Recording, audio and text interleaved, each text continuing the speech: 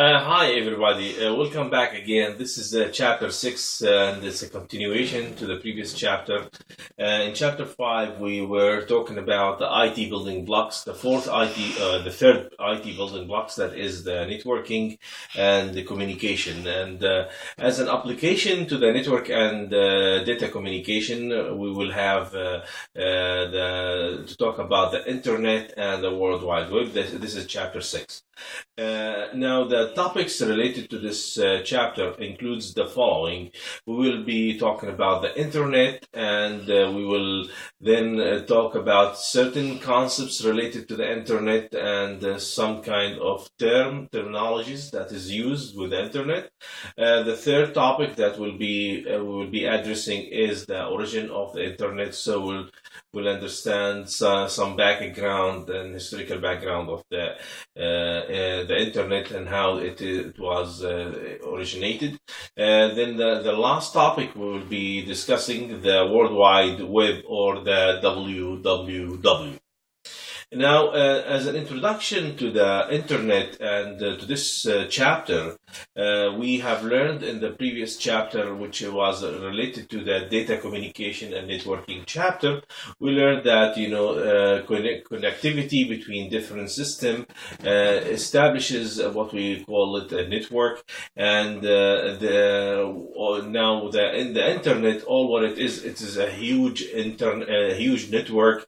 It is what we call it the super highway, or the giant highway that interface or connect many million people, many million devices together to form what we call it the internet. So you can say that the internet is the most important technology that is available for the 21st, or during the 21st century. The WWW, which is what we refer to as the World Wide Web, or W3, provides. This is actually the application that runs on the top of the internet. This is the multimedia application that includes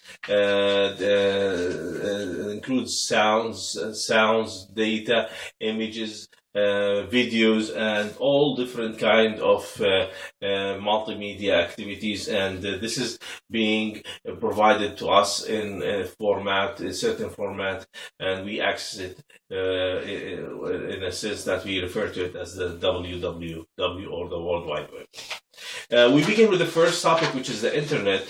Now, again, as we have defined the internet is, technically speaking, it's a network of multiple devices, many devices, million of devices that are connected through switches, through routers, through different connectivity devices to formulate an integrated network, what we call it the internet, or the super highway. We can do some analogy to a super highway. The super highway, as we all know, it carries millions of people from different places to different places, connect different organizations together. Now, the similarities, it is similar in the sense that it carries or it moves people, it moves things. But the difference between the internet and the superhighway is that the internet, it moves ideas. It doesn't move people. It moves ideas. It moves data across the internet. So data and information, rather than moving goods or products, so through a wide or geographical area that is spanning the universe. So that's the difference. So we are talking about the cyberspace here. So the internet is about the cyberspace that we are residing, and the communication happening using electronic movement of different ideas and information. Let's move on to the second topic here, which is some basic concepts and terminologies. Connectivity is the first one. Connectivity is, as we have explained it in the previous chapter, it's very much related to the capability of linking different devices together to formulate a certain kind of network or data communication network. Now, the connectivity could happen for data as well as voice, and that is utilizing different kind of cabling scheme and technology, because we could have wired as well as wireless type of connectivity. Now, of course, here we need also to understand that the connectivity was established because of the linking of different devices, because of the widespread of different technologies, the mobile, the wireless server devices. All these has made the possibility of establishing the internet and the application of the internet possible in our modern world. Wireless revolution happens also, and you can say that the wireless revolution occurred late in the 90s, beginning the 2000 era, and of course the wireless, it involved both telephone, mobile, and different communication systems that are playing major role in this kind of revolution that dramatically changed our thinking and our philosophy of connectivity, and it has expanded our horizon, expanded the microcomputer, expanded the use and the increased use of notebook and laptop, and that represented now the modern way for communicating with between different devices. We move on to the third topic, that is the origins of the internet. So we need to understand some history for the internet and how the internet really started. And then the internet, or sometimes they refer to it as the net, it was a project that started back in the 1960s, specifically in the 1969 was launched, the internet was launched, or the net was launched, and of course it was launched in the United States, and it was funded by the Department of Defense as a project. The project name was called ARPANET, or the Advanced Research Project Agency Network. So this is the name of the project that was at that time. And of course, the internet, it was connecting different universities, started by linking different universities, different governmental entities together, and across different parts of the world or across the globe. Now, in the computers that are on the internet, now there are different devices that are on the internet. We can call the client computer, we have the server computer, we have the client-server computing, or the concept of client-server communication or model. We have also some additional concepts or terms that has emerged with the internet, which is what we call surf or surfing, and the concept of moving among the number of networks is like surfing, moving from one network to another in order to identify specific information. Now, the client computer, any device that is attached to the internet, is what for accessing information is what we call it the client computer. Now, the server computer is that provides services to the client, and that could also be connected to the internet. And the concept of the client server computing, we talked about that in chapter 5, and we addressed it that this is how things started to happen in modern communication, and by providing by distributing the processing power between the client and the server to formulate what we call the client-server model. Let's identify the capabilities of the internet. So there are certain capabilities of the internet that can be classified as we use the internet to communicate, so as a communication media. So the internet is the communication media. We use the internet to retrieve information, to get information about specific topics, specific issues. We use the internet for researching to come up with or to build field research for study purpose, and we can do that by utilizing the research over the web or on the web. Now, finally, also we can utilize the internet for shopping. So it's like a big supermarket, it's a big shopping or cyber mall that exists. Now let's talk about the first thing, which is, we use the internet as to communicate, or a communications capabilities of the internet. Now, the communication capabilities of the internet provide us with many different means, including the utilization of electronic mail or email system that help us to transport our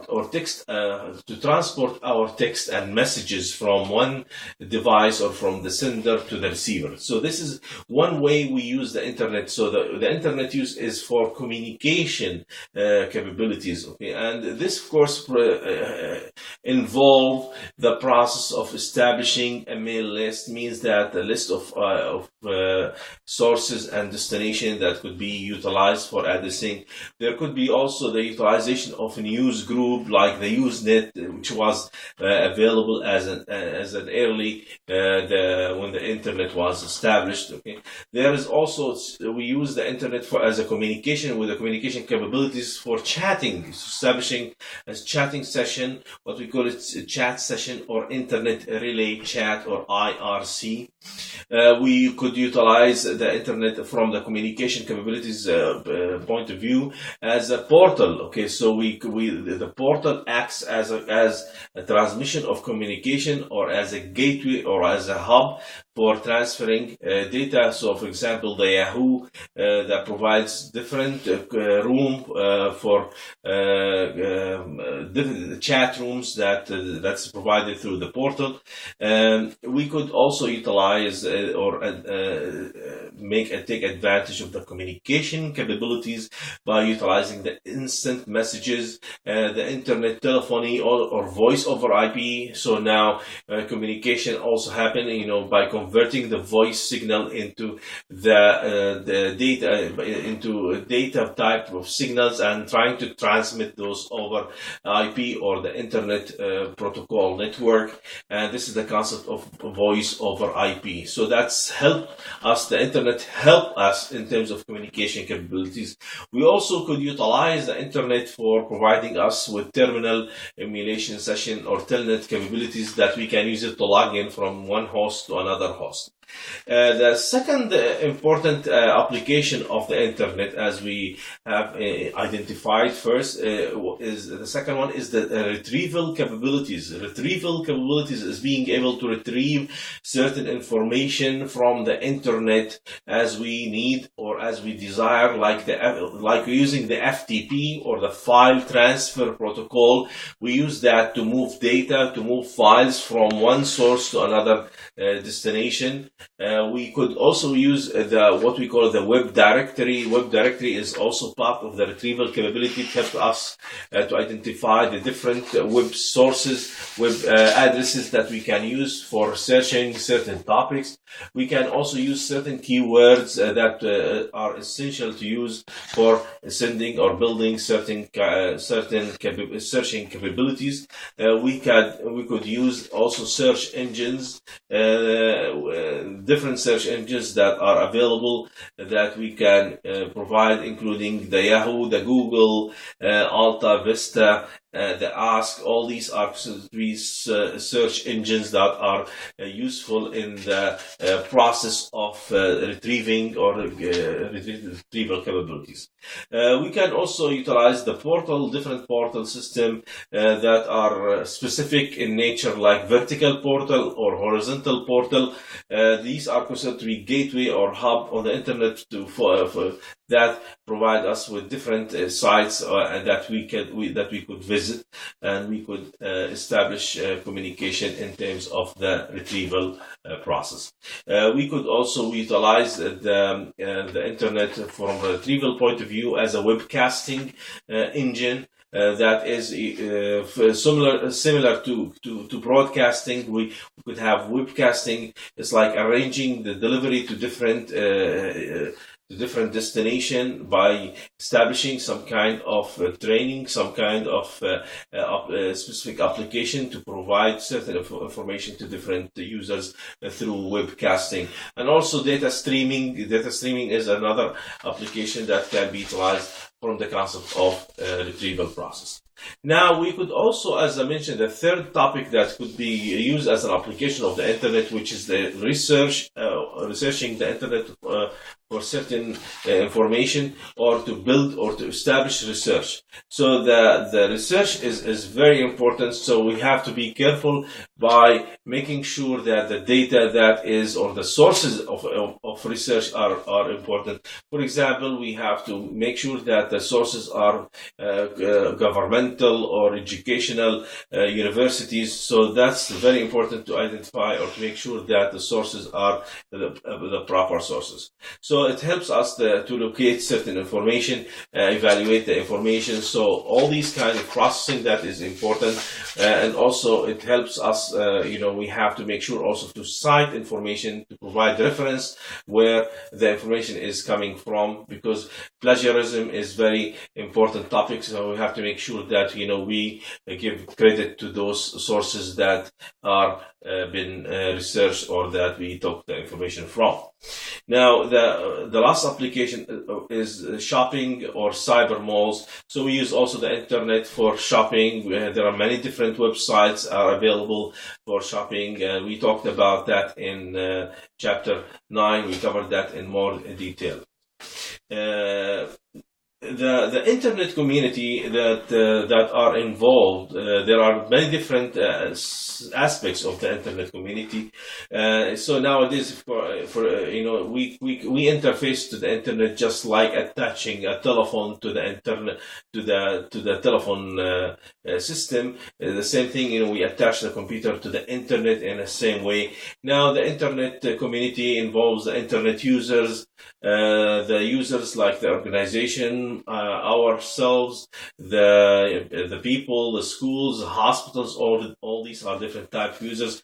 There could be also providers, providers that provide certain services. The providers could be the university could be a provider for the internet service that to provide the services for the internet community. We could also have service providers that are the ISP, or the internet service providers.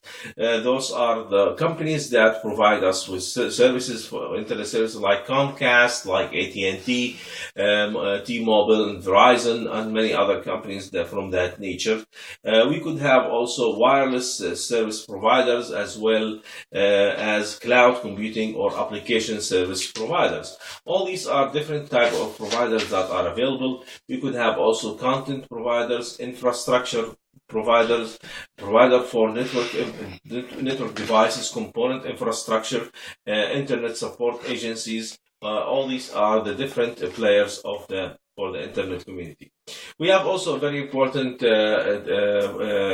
entity here that we should mention it, which is the Internet Engineering Task Force. This is a large international community of network designers and operators, vendors, researchers that are responsible or concerned about the evolution of the internet and to support its architecture and in a smooth operation. Organizational internet, or there is also the intranet and the extranet. So it's important for us to identify or to distinguish between the intranet and the extranet. The intranet is we can say it's a private network for the organization that provide different information to the people within the same organization, and they can utilize the file transfer protocol for transferring data from different entity. And the same thing, they can have portal or the internet that provides services for the community or the corporate users. We have extranet. Extranet is between organization and organization, different organizations, and many organizations, they could utilize the concept of extranet in the sense that, for sourcing, in other words, suppliers and customers, they could be linked together to formulate what we call it the extranet. The last topic here in the discussion here is the World Wide Web.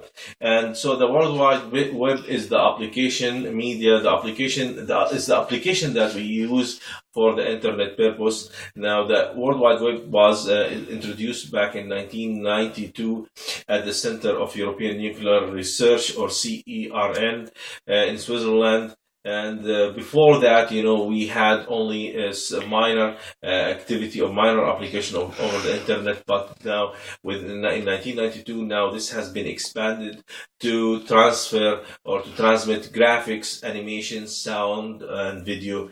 And that was possible, and that's why we call it the World Wide Web, or the WWW. So we use it for creating web pages, for establishing hyperlinks or connectivity. Also, browsing the World Wide Web, when browsing the World Wide Web, there are many different aspects, or many different browsers that are available that help us to browse over the internet, that include, for example, in Microsoft, we got the Internet Explorer. In Linux, we have Firefox, and there are many other browsers that help us into surfing through the internet. There are some terminologies that is also available here, including the URL, which is the Uniform Resource Locator protocol. So the concept of hypertext transfer protocol, the domain name and the domain code, and as well as hyperlinks, web server, the applets, the home page, creating web pages also using HTML, and the different utilities that exist for the web. That includes, we talked about them before, which is the Telnet, the file transfer protocol. There are different plugins and many filters that exist. Thank you.